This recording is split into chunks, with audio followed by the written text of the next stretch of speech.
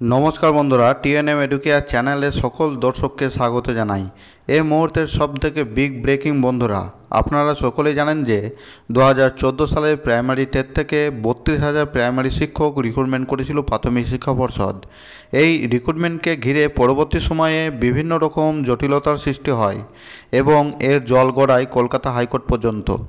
এই 32,000 চাকরি বাতিল মামলাটি দীর্ঘ প্রায় 1.5 বছর ধরে কলকাতা হাইকোর্টে তেমন কোনো অগ্রগতি হয়নি।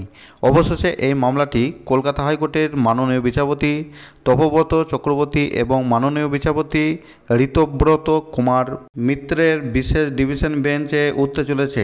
এই প্রসঙ্গে বলে রাখি, মাননীয় বিচারপতি তপব্রত চক্রবর্তী মহাশয় যে কোনো মামলার সমাধান খুব দ্রুততার সহিত করে থাকেন।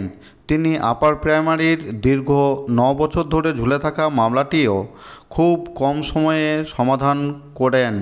তাই আশা করা যায় এই 32,000 চাকরি বাতিল মামলাটিও খুব দ্রুততার সহিত সমাধান করবেন। সেজন্য প্রাথমিকে 32,000 শিক্ষকের চাকরি বাতিল মামলাটির শুনানি কিভাবে চলবে তা ঠিক করে দিলেন কলকাতা হাইকোর্টের বিচারপতি মাননীয় তপব্রত চক্রবর্তী এবং বিচারপতি ঋতব্রত কুমার মিত্রের ডিভিশন বেঞ্চ। আদালত জানিয়েছে, এই 32,000 চাকরি বাতিল বিষয়ে 100টিরও বেশি মামলা দায়ের করা হয়েছে কলকাতা হাইকোর্টে।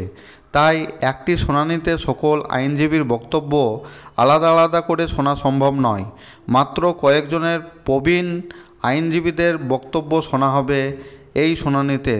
তাই যাদের একই বক্তব্য বা একই ইস্যু নিয়ে মামলা করা হয়েছে কলকাতা হাইকোর্টে, সেখানে আইনজীবীদের একজনের নেতৃত্বে বক্তব্য জানাতে হবে।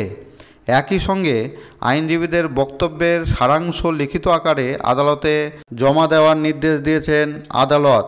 আগামীকাল অর্থাৎ 7ই মে দুপুর 2টোর সময় এই 32,000 চাকরি বাতিল মামলাটির শুনানি হবে কলকাতা হাইকোর্টের ডিভিশন বেঞ্চে।